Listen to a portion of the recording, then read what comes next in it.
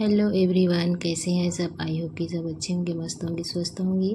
तो क्या आपको भी 4 टक्स बेल्ट वाली ब्लाउज़ की सिलाई करने में परेशानी आती, समस्या आती है, सिलाई बनती नहीं है, फिटिंग नहीं आती है, तो ये वीडियो है आपके लिए। आज मैं इस वीडियो में आपको पूरा डिटेल से बताने वाली हूँ कि 4 टक्स ब्लाउज़ की स्टिचिंग कैसे करते हैं। तो इसके लिए आप वीडियो पूरा ज़रूर देखिएगा। तो ये है हमारे ब्लाउज़ के सारे पार्ट्स। तो चलिए अब हम इसकी सिलाई शुरू करते हैं। सबसे पहले बैक पार्ट की सिलाई शुरू करते हैं। तो यहाँ पर हम बैक पार्ट को अस्तर और कपड़े दोनों को साथ में ले लेंगे। उसके बाद गले में सिलाई लगाएंगे। एक प्लेजर अंदर की ओर कपड़ा को छोड़ते हुए हमें अच्छे से इसमें सिलाई लगानी है। मैं अस्तर को बिना चिपकाए ही सिलाई लगाती हूँ। तो सिलाई लगाने के बाद यहाँ पर गला में थोड़ा थोड़ा कट लगाएंगे, जिससे कि इसको पलटने में आसानी हो। तो यहाँ पर मैंने गले में सिलाई लगा लिया है, कट भी लगा लिया। अब नीचे की ओर भी इसमें सिलाई लगा लेंगे। तो इसमें भी अंदर की ओर एक प्लेजर कपड़ा छोड़ते हुए इसमें सिलाई लगा लेंगे। हमारा नीचे में भी सिलाई लग चुका, ऊपर में भी सिलाई लग चुका है। अब हम कपड़ा को मोड़ लेंगे। तो यहाँ पर मैं गले में लेस लगाऊंगी, इसीलिए ऊपर को भी सिल करके मोड़ लिया है। अब ऊपर में एक और सिलाई लगाएंगे। अगर पाइपिंग लगानी होती तो गले साइड को सिलाई नहीं करना है। तो यहाँ पर मैं गले के ऊपर में एक और फिनिशिंग के लिए सिलाई लगा ले रही हूँ। तो इस सिलाई को एकदम किनारे से हमें लगाना है। तो यहाँ पर सिलाई लग चुकी है। अब हम क्या करेंगे, इसमें टक का निशान लगाएंगे। तो ब्लाउज़ को 2 फोल्ड में मोड़ेंगे। इस प्रकार किनारे से टेप को रखते हुए 4 इंच पर एक निशान लगाएंगे। आगे पीछे आधा आधा इंच पर एक निशान लगाएंगे। टक की लंबाई 3.5 से 4 इंच रखेंगे और इस प्रकार से इसमें हम निशान लगा लेंगे। अब क्या करेंगे, कपड़ा को पलट करके थपथपा देंगे तो दोनों तरफ हमारा निशान लग जाएगा। अब हम इसमें सिलाई लगा लेते हैं। तो ऊपर और नीचे दोनों में धागा को बांधते हुए में हम सिलाई लगा लेनी है। तो देखिए मेरा टक में सिलाई लग चुका है। सेम तरीके से दूसरे तरफ भी लगा लेंगे। तो देखिए यहाँ पे बैक पार्ट में सिलाई लग चुकी है। अब हम फ्रंट पार्ट में सिलाई लगाएंगे। तो यहाँ पर मैंने किनारे से टेप को रख करके 4 इंच पर एक निशान लगाया है। आधा इंच सामने मार्जिन के लिए और टक दबाने के लिए 1 इंच का निशान लगाएंगे और टक की लंबाई 2.5 से 3 इंच रखेंगे। इस प्रकार से निशानों को आपस में मिला देंगे। अब सब टक के बीच की दूरी रखेंगे 1.5 इंच और इस प्रकार से तिरछा निशान लगाएंगे। तिरछा निशान लगाने से क्या होता है, हमारा फिटिंग अच्छे से आता है। तो यहाँ पर सभी टक की दूरी 1.5 इंच रखेंगे। हेल्दी लोगों के लिए हमें 2 इंच रखना है। अब यहाँ पर सभी में तिरछा निशान लगा देंगे। तो इसी प्रकार से हम फ्रंट पार्ट के दोनों हिस्से में लगाना है निशान। तो मैंने दोनों पार्ट में निशान लगा लिया है। अब हम इसमें सिलाई लगाएंगे।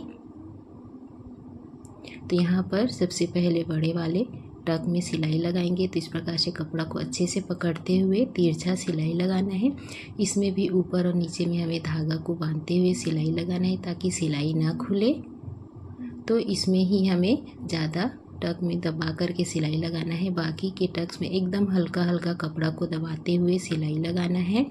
तो यहाँ पर इसी प्रकार से हम सभी टक्स में सिलाई लगा लेंगे।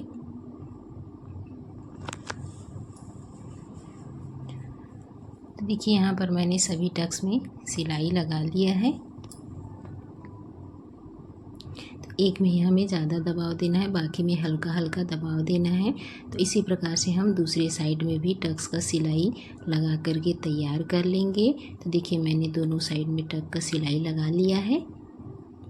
अब हम क्या करेंगे, इसमें बेल्ट का सिलाई करेंगे। तो यहाँ पर इसके नीचे बेल्ट को रख लेंगे और नाप लेंगे। जो एक्स्ट्रा कपड़ा है वहाँ पर निशान लगा करके उसको कट करके निकाल देंगे। तो यहाँ पर मैंने इसको काट करके निकाल लिया है। अब हम अस्तर और कपड़ा को दोनों को साथ में रखते हुए एक सिलाई लगा लेंगे। उसके बाद इसको पलट करके अस्तर की ओर कपड़ा को दबा करके वापस से एक और सिलाई लगाएंगे। तो देखिए हमारा बेल्ट बन करके तैयार है। सेम तरीके से हम दूसरे साइड के बेल्ट को भी तैयार कर लेंगे। तो यहाँ पर हमारा दोनों बेल्ट तैयार है। अब हम इसको इसमें लगा करके सिलाई करेंगे। तो इस प्रकार से जोड़ते हुए हमें सिलाई लगा लेना है। सिलाई लगाते समय जो हमारा मेन टक है, जो ज़्यादा कपड़ा है, उसको इस प्रकार से हमें मोड़ करके सिलाई लगाना है, तभी फिटिंग अच्छे से आएगी। नहीं तो बाद में वहाँ पे फिटिंग नहीं आएगी। तो देखिए अच्छे से हमें इसको इस प्रकार से मोड़ते हुए बेल्ट में जोड़ करके सिलाई लगा लेनी है। तो यहाँ पर मैंने इसको जोड़ करके सिलाई लगा लिया है। सेम तरीके से हम दूसरे तरफ में भी सिलाई लगा लेंगे। जो एक्स्ट्रा कपड़ा है उसको काट करके निकाल देंगे। तो देखिए मेरा दोनों पल्लू बन करके तैयार हो चुका है। अब हम क्या करेंगे, इसमें हुक और आई पट्टी लगाएंगे। तो मैंने हुक पट्टी में अस्तर लगाया है। कपड़ा बहुत पतला था तो नीचे की ओर थोड़ा सा कपड़ा को मोड़ते हुए इसमें एक प्लेचर का दबाव देते हुए इसमें हमें सिलाई लगा लेनी है। उसके बाद हाथों से इस प्रकार से प्रेस करते हुए कपड़ा को अंदर की ओर मोड़ेंगे। इसमें वापस से 2 सिलाई लगा लेंगे। तो यहाँ पर मैंने हुक पट्टी लगा के तैयार किया है। इसी तरीके से हमें आई पट्टी भी लगा करके तैयार करना है। नीचे की ओर कपड़ा को मोड़ते हुए इसमें हम सिलाई लगा लेंगे। उसके बाद इसको भी अंदर की ओर इस प्रकार से मोड़ेंगे। नाखून से अच्छे से हमें इसको प्रेस कर देना है और ऊपर में एक और सिलाई लगा देनी है।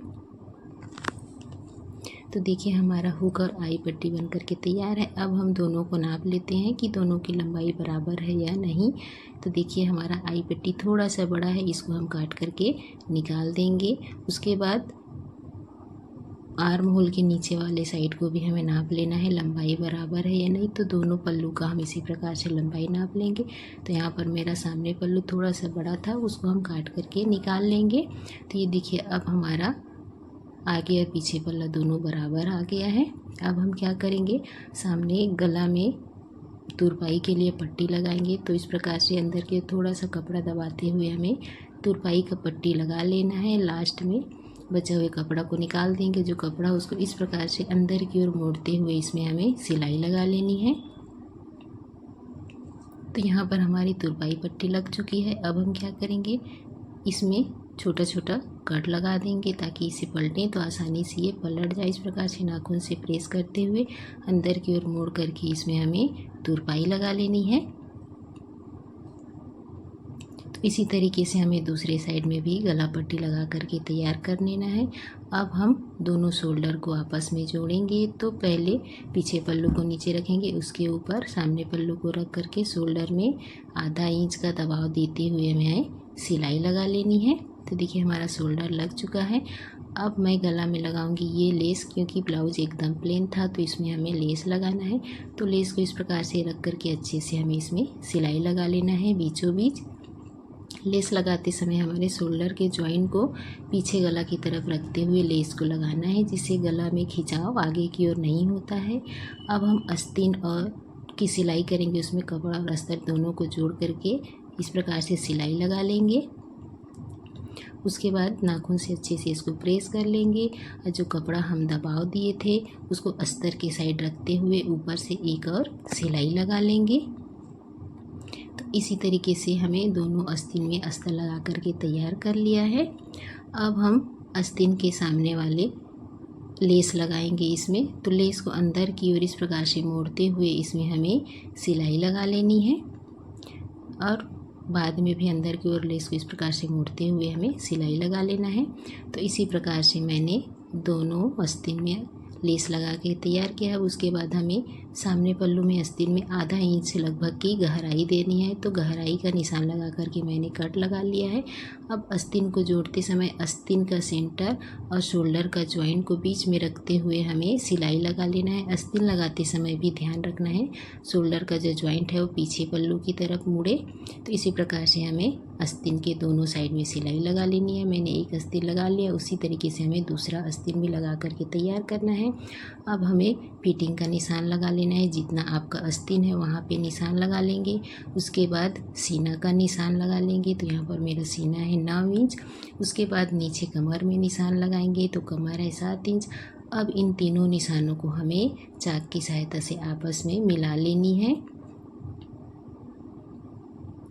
उसके बाद हमें इसमें सिलाई लगानी है। सिलाई लगाते समय आर्म होल के जॉइंट को ऊपर की ओर रखना है। तो इस प्रकार से जॉइंट को ऊपर की ओर रखते हुए हमें इसमें सिलाई लगा लेना है। तो इसी तरीके से हमें दोनों साइड में फिटिंग का सिलाई लगाना है। तो देखिए हमारा ब्लाउज बन करके तैयार है। वीडियो अच्छी लगी तो लाइक करें। Bye bye.